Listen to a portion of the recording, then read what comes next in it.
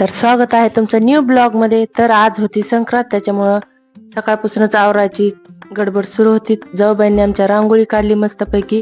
तोपर्यंत मी इकडे कुकर लावून घेतला.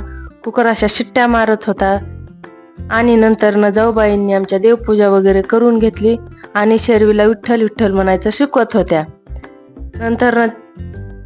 नंतर शर्विल पण विठ्ठल विठ्ठल करत होता. त्यानंतर त्या दोघांनी मिळून पुरण वाटलं.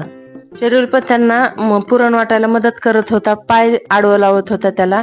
तोपर्यंत मी इकडं तळण भजी, कुरवडी आणि पुरण वगैरे सगळं वाटून तयार झालं होतं. जाऊबाईंनी अशा जाऊबाईंसारख्या मोठ्या मोठ्या पोळ्या लाटल्या होत्या आणि जाऊबाईंसारखीच पोळी पण टम्म फुगत होती. हे बघा, बघू शकता तुम्ही. आणि मी त्या पोळीला हवा घालून त्याच्या पोळीतले हवा काढत होते. आणि नंतर ना आम्ही छान असे तयार झालोत मस्तपैकी. आणि नंतर ना आम्ही ओसायला जायला तयार झालोत. तोपर्यंत इकडे हेअरस्टाईल वगैरे चालू होत्या. चुडे वगैरे बसवून घेतले आम्ही. तर चुडं बसवायला ना त्या जाळावर लय चटके बसतात.